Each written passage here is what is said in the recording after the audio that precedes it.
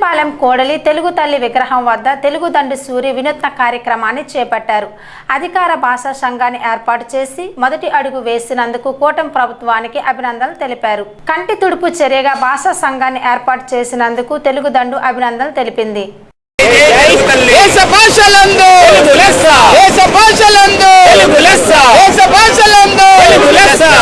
మనం తెలుగు తల్లి దగ్గర మదిలిపాలెం కూడా తెలుగు తల్లి దగ్గర తెలుగు తల్లి పాద పూజ అంటూ కార్యక్రమాన్ని నిర్వహిస్తున్నాం.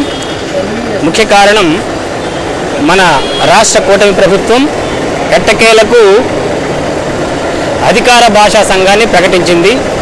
కాబట్టి ఆ సంఘం యొక్క విధి విధానాలు ఎలా ఉన్నప్పటికీ మొత్తానికి ఒక మొదటి అడుగు వేసింది. కాబట్టి కూటమి ప్రభుత్వానికి అభినందనలు, ధన్యవాదాలు తెలియజేస్తున్నాం.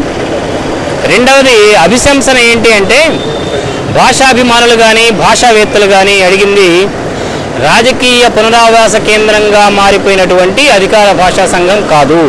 స్వయం ప్రతిపత్తి కలిగిన మన తెలుగు భాషను రక్షించగలిగిన మాతృభాషాభివృద్ధి ప్రాధికార సంస్థ. ఏదో ఒకటి వేశాంలే కంటి తుడుపు చర్య అంటే ఇక్కడ భాషాభిమానులు భాషోద్యమకారులు ఒప్పుకునేది లేదు. కాబట్టి ఖచ్చితంగా మీరు మాతృభాషాభివృద్ధి ప్రాధికార సంస్థను ఏర్పాటు చేయాలి. మన తెలుగు గడ్డ మీద అది ప్రభుత్వ బడైనా పైసల బడైనా ప్రాథమిక విద్యాబోధన మన తెలుగు భాషలోనే జరగాలి. ఆంగ్లాన్ని ఒక పాఠ్యాంశంగా నేర్పించాలి అని ఈ సందర్భంగా ప్రభుత్వానికి తెలియజేస్తున్నాం. మరొకటి ఏంటంటే ఈ రెండవ విడత ఉద్యమంలో పవన్ కళ్యాణ్ గారిని కలవడానికి మేము ప్రయత్నం చేస్తున్నాం. ఎందుకంటే మొన్నటి వరకు ఆయన మన నుడి మన నది అంటూ తిరిగారు ఎన్నికలకు ముందు.